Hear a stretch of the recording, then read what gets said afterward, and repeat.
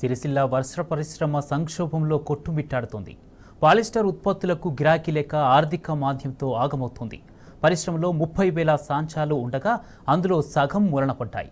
ఫలితంగా వేలాది మంది నేత కార్మికులు ఉపాధి లేక రోడ్డున పడ్డారు. కాంగ్రెస్ ప్రభుత్వం ఇప్పటికీ ఆర్డర్లు ఇవ్వక పెండింగ్ బిల్లులు చెల్లించక ఇబ్బందులు ఎదుర్కొంటున్నారు. సిరిసిల్లలో నేత కార్మికుల ఇబ్బందులపై మరిన్ని వివరాలు మా ప్రతినిధి వేణు అందిస్తారు.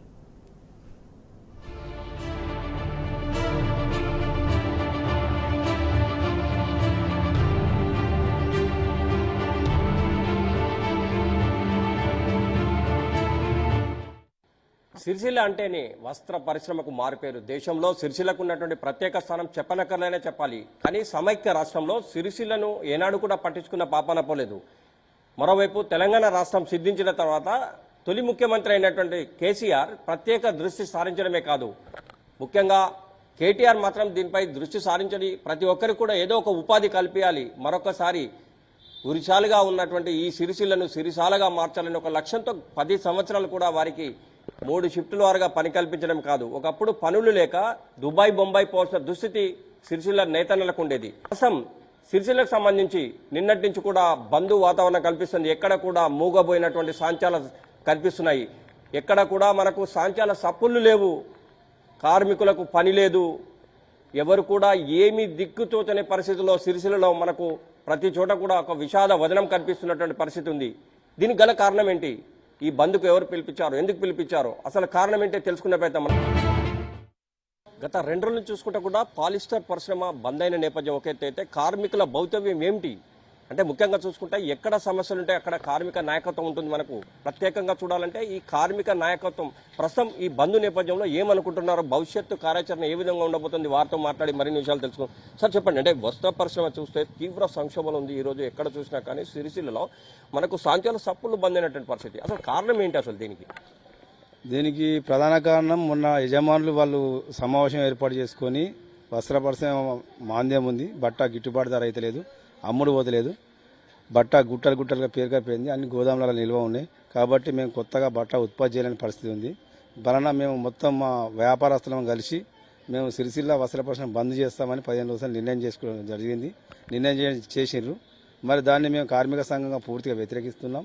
ఎందుకంటే వ్యాపారంలో లాభాలు నష్టాలు వస్తాయి పోతాయి, కానీ దాన్ని ముడిపెట్టి మనకు లాభం వచ్చినప్పుడు నడుపుతాం, మరి నష్టం వచ్చినప్పుడు బంద్ పెడతామన్నది పద్ధతి యజమానులది కరెక్ట్ కాదు.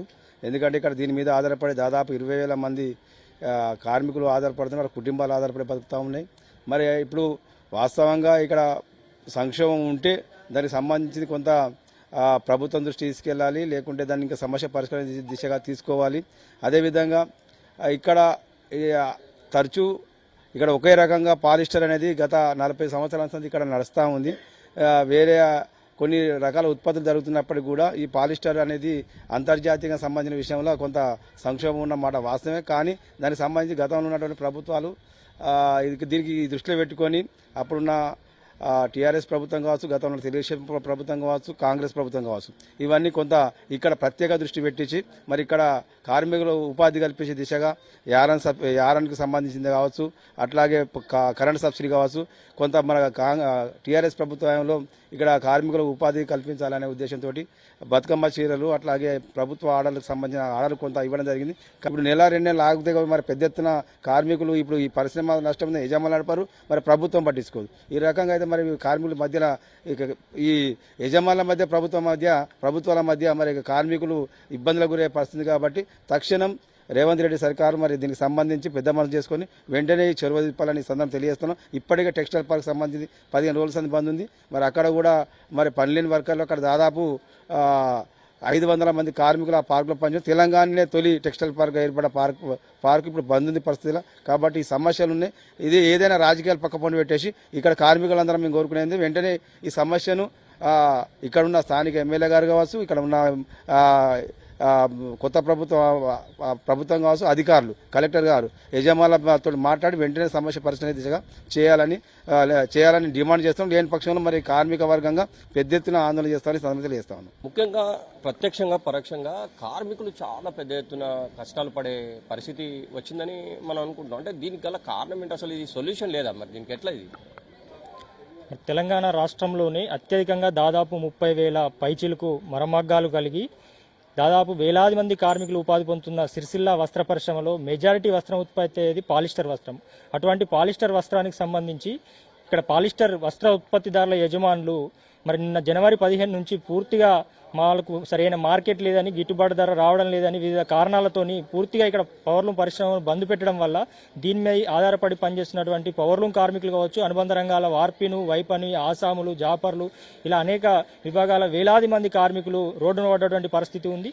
మరి గత ప్రభుత్వం ఇక్కడ ఉన్నటువంటి గత ప్రభుత్వము ఇక్కడ వస్త్ర సంక్షోభం వలన మరి కార్మికుల ఉపాధి కల్పించాలని చెప్పి మేము కార్మికులందరి పక్షాన యూనియన్గా అనేక సార్లు వినతి చేయడం వల్ల బతుకమ్మ చీరలు కావచ్చు, ఇతర ప్రభుత్వ ఆర్డర్లు, ఆర్వీఎం, క్రిస్మస్, రంజాను లాంటి ఆర్డర్లు ఇచ్చి కొంతమేరకు ఇక్కడ కార్మికులకు ఉపాధి కల్పించడం జరిగింది. మరి ప్రస్తుతం బతుకమ్మ చీరలు మరి ఉత్పత్తి పూర్తయి 3 నెలలు అవుతున్నా కూడా ఇక్కడ ఎలాంటి ప్రభుత్వ ఆర్డర్లు ఇంతవరకు రానటువంటి పరిస్థితి ఉంది. దీనివల్ల మరి పాలిస్టర్ వస్త్రంలో మరి సరైన మార్కెట్ లేకపోవడం వల్ల పూర్తిగా ఇక్కడ యజమానులు బంద్ పెట్టడం జరిగింది. కార్మికులేమో రోడ్డున పడ్డటువంటి పరిస్థితి ఉంది. మరి ప్రభుత్వం కొత్తగా ఏర్పడినటువంటి కాంగ్రెస్ ప్రభుత్వం ఇప్పటివరకు కూడా మరి ఎలాంటి ఆర్డర్ ఇవ్వలేదు. అదేవిధంగా వస్త్ర పరిశ్రమకు సంబంధించినటువంటి అనేక సమస్యలు ఉన్నాయి. ఇక్కడ పక్కనే ఉన్న టెక్స్టైల్ పార్క్ ఉంది. అక్కడ టెక్స్టైల్ పార్క్లు కూడా అంటే ప్రస్తుతం ఇప్పటికే సమైక్య రాష్ట్రంలో ఎన్నో ఇబ్బందులు పడి ఇప్పుడిప్పుడే గట్టెక్కుతున్నటువంటి కార్మికులు ఈ రోజున మళ్ళొకసారి రోడ్డు మీద పడే దుస్థితి వచ్చింది కదా. ఇలాంటి దుస్థితిని ఎట్లా ఎదుర్కోబోతున్నారు? ఇలాంటి తీవ్ర సంక్షోభాన్ని ఎలా ఎదుర్కొంటారు మీరు? అయితే యజమానులు ఏదైతే కారణంతో బంద్ పెట్టిరో ఈ పరిశ్రమని అలా బంద్ పెట్టడం సరైన పద్ధతి కాదు. ఒకటి ఇక్కడ కార్మికుల ఉపాధిని దృష్టి పెట్టుకుని వారికి ఏమైనా సమస్యలు ఉంటే ప్రభుత్వం దృష్టికి తీసుకెళ్లి పరిష్కరించుకోవాలి తప్ప ఇక్కడ కార్మికులను పరిశ్రమను బంద్ చేసి కార్మికులను రోడ్డు మీద పడే పరిస్థితి కరెక్ట్ కాదు. మేము కూడా ఇక్కడ పవర్లూమ్ కార్మికులందరి ఉపాధిని దృష్టిలో పెట్టుకొని మరి వెంటనే ఇక్కడ యజమానులు కనుక ప్రభుత్వం చర్యలు తీసుకొని పరిశ్రమను ప్రారంభించకపోతే మాత్రం కార్మికులందరి పక్షాన కూడా పెద్ద ఎత్తున మరి ఆందోళన పోరాటాలు నిర్వహిస్తాము. ఇక్కడ కార్మికులకు సంబంధించి ప్రభుత్వము గతంలో ఇచ్చిన మాది కాకుండా ఇంకా ఎక్కువ పూర్తి స్థాయిలో ఉపాధి అందించే విధంగా అన్ని ప్రభుత్వానికి అవసరమైన వస్త్రాలన్నీ ఉత్పత్తి చేయించి మరి ఇక్కడ కార్మికుల సంక్షేమానికి, వస్త్రపస్త్ర అభివృద్ధికి చర్యలు తీసుకోవాలని చెప్పి మేము కోరుతా ఉన్నాం.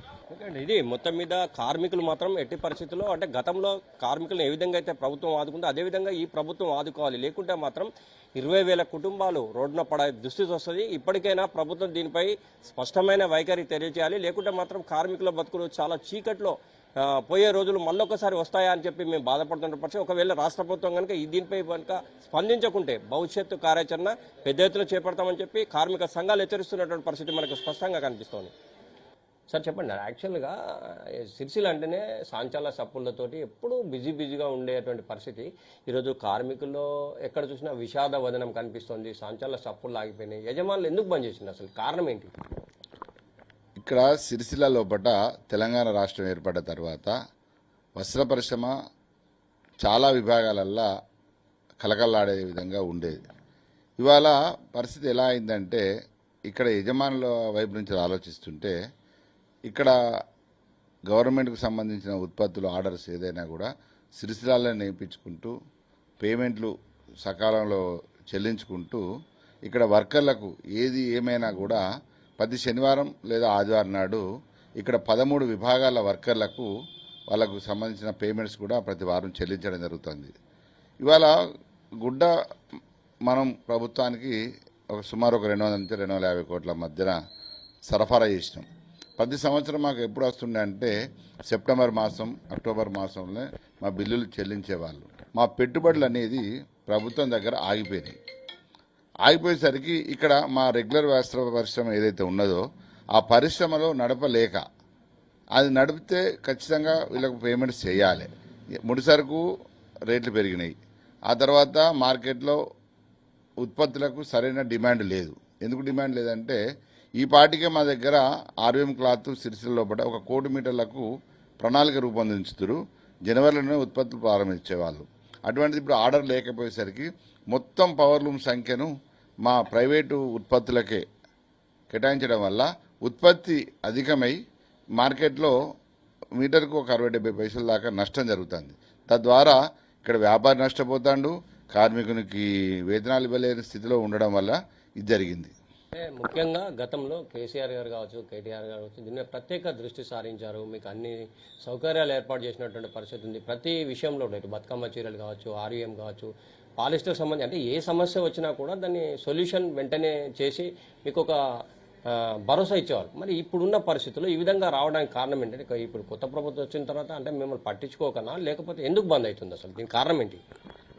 గతంలో గౌరవనీయులు కేటీఆర్ గారు ఇక్కడ చేనేత జౌళి శాఖ మంత్రిగా పనిచేసినప్పుడు ప్రధానంగా ఇక్కడ ఒక ఓఎస్డీని, ఒక నోడల్ ఆఫీసర్ని కూడా ఇక్కడ సిరిసిల్లకు ప్రత్యేకించి కేటాయించి ఇక్కడ ఏ సమస్య వచ్చినా వెంట పరిష్కారం చేసే విధంగా వాళ్ళు మాకు చర్యలు తీసుకున్నారు. 3 మాసాల నుంచి వెళ్ళి ఆ పరిస్థితి లేదు. ఏదైనా సమస్య ఉంది అని అనుకున్నప్పుడు ఈ ప్రభుత్వాన్ని కూడా మేము వినవించుకుంటున్నాం. గత ప్రభుత్వం ఏ రకమైన నిర్ణయాలు తీసుకొని సానుకూలంగా కార్మికుడికి సుమారు 15,000 నుంచి 20,000 వచ్చే విధంగా ఏర్పాట్లు ఎట్లయితే ప్రభుత్వం చేసిందో అదే రకంగా సిరిసిల్లలో కూడా ప్రతి ఆత్మహత్యలు ఆపేందుకు కొరకు అదే ప్రణాళికతోటి రూపొందించి ముందుకు వెళ్లాలని విన్నవించాలనుకుంటున్నాం. ఏదేమైనా కానీ గత ప్రభుత్వంలో ఏ విధమైన సంక్షేమ కార్యక్రమాలు తీసుకున్నారో ఈ ప్రభుత్వం కూడా ఆ విధంగా తీసుకుంటే ప్రతి కార్మికుడు కూడా నెలకి 15 నుంచి 20,000 రూపాయలు వేతనం వచ్చే అవకాశం ఉంటుంది. ఇదే విషయాన్ని ఈ ప్రభుత్వానికి సంబంధించినటువంటి జౌళి శాఖ మంత్రికి తెలియజేసే అవకాశం కోసం ఎదురు చూస్తున్నాం. ఈ నేపథ్యంలోనే దీన్ని ఆపాల్సిన పరిస్థితి వచ్చిందని చెప్పి యజమాని చెప్తున్న పరిస్థితి మనకు. గతంలో కేసీఆర్ సర్కారు ఉన్న సమయంలో నేతన్నలకు చేతి నిండా పని ఉండేది. బతుకమ్మ చీరలతో పాటు ప్రభుత్వ పరిధిలోని ఎన్నో డిపార్ట్మెంట్లలో అవసరమైన వస్త్రాల తయారీ స్థానిక నేత పరిశ్రమకు ఆర్డర్లు వచ్చేవి. కానీ నేడు ఈ కాంగ్రెస్ ప్రభుత్వం వచ్చి 3 నెలలు గడుస్తున్నా ఇప్పటి వరకు ఆర్డర్లు ఇవ్వలేదు. అవి వస్తాయో లేదో కూడా తెలియడం లేదు. దీంతో పాటు గతంలోని పెండింగ్ బిల్లులను ఈ ప్రభుత్వం ఇంకా రిలీజ్ చేయకపోవడంతో సాంచాలు మూగపోయాయి.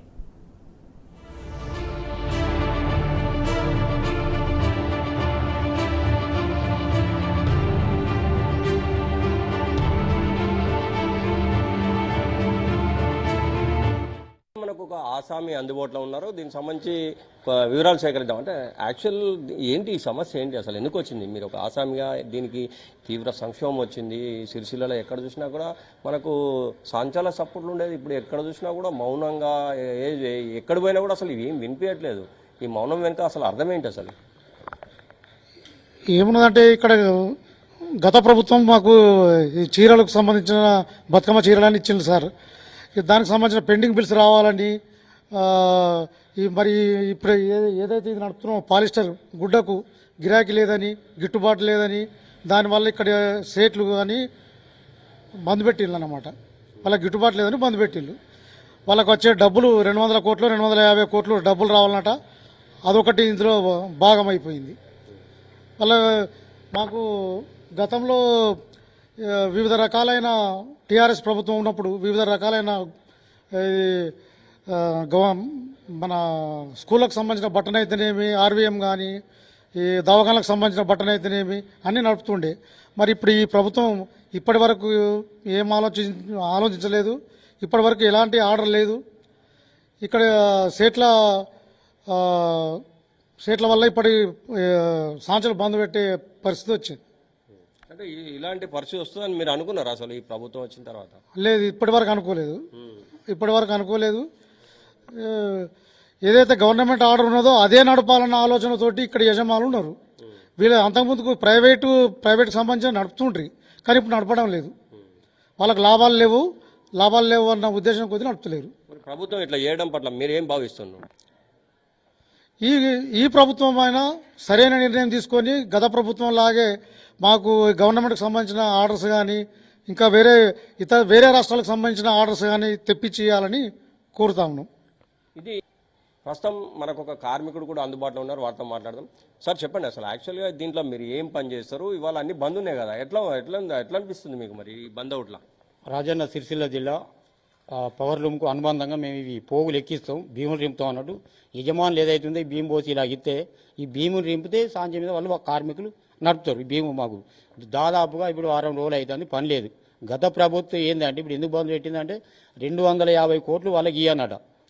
ఆ 200 కోట్లు రావాలనే ఉద్దేశం కొద్దీ కార్ఖానాలు బంద్ పెట్టి ఈ రోజున పవర్లూమ్ కార్మికులందరినీ వారితో పాటు వారిపిని, వైపాని, గుమస్తా ఈ కార్మికులంతా దాదాపు 25,000 మంది దీని మీద ఆధారపడి బతుకుతారు. ఇప్పుడు ఈ బంద్ వేటుడు మూలంగా కార్మికులందరూ రోడ్డున పడి తినడానికి కూడా తిండి లేని పరిస్థితి ఎదురవుతుంది. కాబట్టి వెంటనే గత ప్రభుత్వం ఏదైతుందో ఆ ప్రభుత్వం బతుకమ్మ చీరలు కానీ పీసీ ఆర్వీఎం గుడ్డలు ఇస్తుండే. ఇప్పుడు ఈ ప్రభుత్వం కూడా ఆ ప్రభుత్వం లాగానే వెంటనే చర్యలు తీసుకొని ఆర్వీఎం కానీ మన బతుకమ్మ చీరలు కానీ ఏవైనా మెరుగైన ఉపాధి కలిగిస్తేనే ఇక్కడ కార్మికులకు ఉపాధి ఉంటుంది. లేకపోతే గతంలో జరిగినటువంటి ఆత్మహత్యలు జరిగే అవకాశాలు కూడా ఉంటాయి. తొందర ప్రభుత్వం వెంటనే చర్యలు తీసుకోవాలి. ఇక్కడ యజమానులు కూడా ప్రభుత్వంతో చర్చలు చేసి తొందరగా నడిపేటే విధంగా చాలుపెట్టే విధంగా కోరుకుంటున్నాం. మరొక కార్మికకు సంబంధించినటువంటి కార్మికుడు ఉన్నాడు, ప్రస్తుతం వారితో కూడా మాట్లాడదాం. సార్ చెప్పండి, అంటే యాక్చువల్గా ఈ టైంలో మీరు ఫుల్ బిజీ ఉండాలి, కానీ ఏంటి ఇట్లా ఉన్నారు? సిరిసిల్ల ఎక్కడ చూసినా కూడా బంద్ వాతావరణం కనిపిస్తుంది, ఎందుకు అట్లా? అసలు ఏది జరిగింది అసలు? సార్ మాకు చెప్పాలి అంటే కేటీఆర్ సార్ గారు ఉన్నప్పుడు అయితే మాకు ఫుల్ బిజీగా ఉండే, మాకు చేతి నిండా పని ఉండే, అన్నీ ఉండే, పైసలు కూడా మాకు ఎప్పుడు నిల్లుగా ఉండే. కానీ ఏంది అంటే కేటీఆర్ గారు ఎప్పుడైతే కేసీఆర్ గారు దిగిపోయారో ఆకాంక్ష మాకు కష్టాలు మొదలైనవి. ఇప్పుడు సేట్లు కూడా అధిక లాభాలకు ఉండి ఇప్పుడు టెక్సో వచ్చిన కానించి టెక్సో నడవడం లేదు, మాకు లాస్ అవుతుంది, మాకు కొన్ని డబ్బులు పెండింగ్లు ఉన్నాయి అని ఈ విధంగా చేస్తుర్రు. కాబట్టి ఈ జోలీ శాఖ మంత్రి గారు ఒకసారి ఈ సేట్లను పిలిపించుకొని మాట్లాడి ఈ సమస్యని తొందరగా పరిష్కరిస్తే కార్మికులు బాగుపడతారు. లేకపోతే కార్మికులు మళ్ళా 15 సంవత్సరాలు ఎట్లయితే ముందుకు కేటీఆర్ గారు ముందుకు తీసుకొచ్చిండో మళ్ళా 15 సంవత్సరాలు వెనుకబడే పరిస్థితి ఉన్నది. కాబట్టి ఈ యజమానులని ఈ ప్రభుత్వం పిలిచి ఆలోచించి కొంచెం నడిచే విధంగా చూడవలసిందిగా ప్రభుత్వాన్ని కోరుతున్నాను. ప్రస్తుతం మరొక కార్మికుడు కూడా ఉన్నారు, వారితో కూడా మాట్లాడదాం. సార్ చెప్పండి, అంటే ఈ సంక్షోభానికి గల కారణం ఏంటి? గతంలో ఒకప్పుడు సిరిసిల్ల అంటేనే ఉరిసిల్ల అని చెప్పి ప్రతి కార్మికుడు చెప్పారు, కానీ తెలంగాణ రాష్ట్రం వచ్చిన తర్వాత దీనిపై ప్రత్యేక దృష్టి సారిస్తే ఈరోజు మీరు ఒక దారికి వచ్చినట్టు, కానీ మళ్ళా అదే పాత పునరావృతం అయ్యే అవకాశాలు కనిపిస్తున్నాయని చెప్పి ఆవేదన వ్యక్తం చేశారు. అంటే ఒక కార్మికుడు మీరేమనుకుంటున్నారు? నా పేరు శ్రీకాంత్ అండి. గతంలో ఉరిసిల్లగా ఉన్నది, కేటీఆర్ గారు వచ్చాడు. అతను వచ్చిన తర్వాత కొద్దిగా మార్పు తీసుకొచ్చి అతని టార్గెట్ ఒక్కటే సిరిసిల్ల అని, సూరత్ కావచ్చు, తర్వాత తిరుపూర్ కావచ్చు. కేటీఆర్ గారి టార్గెట్ ఒకటే సిరిసిల్ల అని తిరుపూర్గా చేస్తానని అతను కంకణం కట్టుకున్న వ్యక్తి. అదే ఆలోచన కొద్దీ మాకు బతుకమ్మ కావచ్చు, ఆర్వీఎం కావచ్చు ఇచ్చారు. ఇంకోటి వచ్చేసి అతను ఉన్న హయాంలోనే మేము ఎస్ఎస్ఐ చేసుకున్నాం, అంటే స్మాల్ స్కేల్ ఇండస్ట్రీ. అందులో మాకు మంచి ఉపాధి దొరికింది. అయితే మాకు ఏమైంది, చిన్న గొడవల కారణంగా మా ఉన్న వ్యక్తి ఒకను కరెంటు బిల్లుపై అంటే మ్యాక్స్ సంఘాల దృష్టిలో ఉంచుకొని ఈ ఎస్ఎస్ఐ వాళ్లకు ఎక్కువ బెనిఫిట్ అవుతుందని చెప్పి ఒక వ్యక్తి కేసు వేయడంతో సెస్ వారితో కూడి కరెంటు సెస్ వారితో కూడి వాళ్ళ సెస్ వారితో కూడి కేసు వేయడం జరిగింది. హైకోర్టులో కేసు వేయడం జరిగింది. కోర్టు వాళ్ళకు సెస్ వారికి అనుకూలంగా తీర్పు ఇవ్వడం జరిగింది. దీని ద్వారా మాకు చాలా ఇబ్బందికరంగా మారింది. మాకు ₹2 ఉన్న ఇప్పుడు ఛార్జీ ఇప్పుడు 7-7.5 పడుతుంది. ఇప్పుడు నా దిక్కులేని పరిస్థితి. ఇప్పుడు నేను గత సంవత్సరం నుంచి వెళ్ళి నేను నా ఉన్న రూమ్స్ అన్ని బంద్ పెట్టుకొని ఇప్పుడు నేను లేబర్గా మారాను. నేను నా వ్యవస్థ తాళం వేసుకొని వర్కర్గా మారాను. ఓనర్గా ఉన్న వ్యక్తిని వర్కర్గా మారిన. దయచేసి ఈ ఎస్ఎస్ఐల మీద కరెంటు ఉన్న బాకీలను తొలగించాలని చెప్పి గవర్నమెంట్ కోరుతున్నాము. గౌరవనీయులు కేటీఆర్ గారు కూడా గతంలో మాకు మాట ఇచ్చి ఉన్నారు. వారు కావచ్చు లేదా ఇప్పుడు కొత్తగా వచ్చిన గవర్నమెంట్ కావచ్చు, దయచేసి మా మీద దయ ఉంచి దీన్ని మీరు పట్టించుకోవాలని చెప్పి కోరుతా ఉన్నాం. మొత్తం మీద సిరిసిల్లలో మరమగ్గాల చప్పులు ఆగిపోయాయి. గత ప్రభుత్వ హయాంలో తాము ఎంతో బతుకమ్మ చీరలతో బతుకు వెల్లదీస్తూ ఎంతో సుఖంగా ఉన్న తమ బతుకుల్లో చీకట్లు వచ్చాయని చెప్పి కార్మికులు అంటుండగా, మొత్తం మీద సిరిసిల్లలో నేతా కార్మికులు మాత్రం ఎక్కడికక్కడ పనులు లేక ఉన్నటువంటి పరిస్థితి. ఒక ఎత్తైతే రెక్కాడితే కానీ డొక్కాడని పరిస్థితి కార్మిక లోకాందనే చెప్పాలి. ఎవరిని కదిలించినా కానీ సిరిసిల్లలోని కార్మికులు తమ ఆవేదనను వ్యక్తం చేస్తున్నటువంటి పరిస్థితి మనకు స్పష్టంగా ప్రతి చోట కనిపించింది. ఏదేమైనా కానీ పాలిస్టర్ వస్త్ర పరిశ్రమ గత 3 రోజుల నుంచి బంద్ అయిన నేపథ్యంలో సిరిసిల్లలో మనకు ప్రతి నేతా కార్మికుడు ఆవేదన వ్యక్తం చేస్తుండగా ప్రతి చోట కూడా మనకు మూగబోయిన సాంచాలే కనిపిస్తున్నాయి. గత సమైక్య రాష్ట్రంలో తాము ఏ విధంగా అయితే కష్టపడ్డామో మళ్ళా అలాంటి పరిస్థితులు వస్తాయని చెప్పి బాధపడుతున్నటువంటి క్షణాలు వారి కళ్ళల్లో స్పష్టంగా మనకు కనిపించింది. వైపు ఆర్వీఎంకు దిక్కు లేదు, బతుకమ్మ చీరల జాడే లేదు, పని కల్పించాలని లక్ష్యమే మాకు కనిపించట్లేదు. ఈ రాష్ట్ర ప్రభుత్వం ఇప్పటికైనా తమకు సంబంధించి ప్రతి ఒక్క ఆర్డర్ను ఇమ్మీడియట్గా ఇవ్వాలి, తమ బతుకులను యథావిధిగా ఒక దారి చూపెట్టాలి. లేకుంటే మాత్రం తమకు ఉరితాళ్లే మళ్ళీ దర్శనమిస్తాయా అని చెప్పి ఆవేదన వ్యక్తం చేస్తున్నటువంటి కార్మిక లోకం ఒక ఎత్తైతే, మరోవైపు కార్మిక సంఘాలు మాత్రం ఎట్టి పరిస్థితుల్లో రాష్ట్ర ప్రభుత్వం దిగివచ్చి వారికి పని కల్పించకుంటే మాత్రం మా భవిష్యత్తు కార్యాచరణ ప్రకటిస్తాం, కార్మిక లోకానికి అండగా ఉంటామని చెప్పి చెప్తున్నటువంటి నేపథ్యం మనకు సిరిసిల్లలో కనిపిస్తుంది. కెమెరా పర్సన్ సుధాకర్తో వేణుగోపాలరావు, టీ న్యూస్, రాజన్న, సిరిసిల్ల జిల్లా.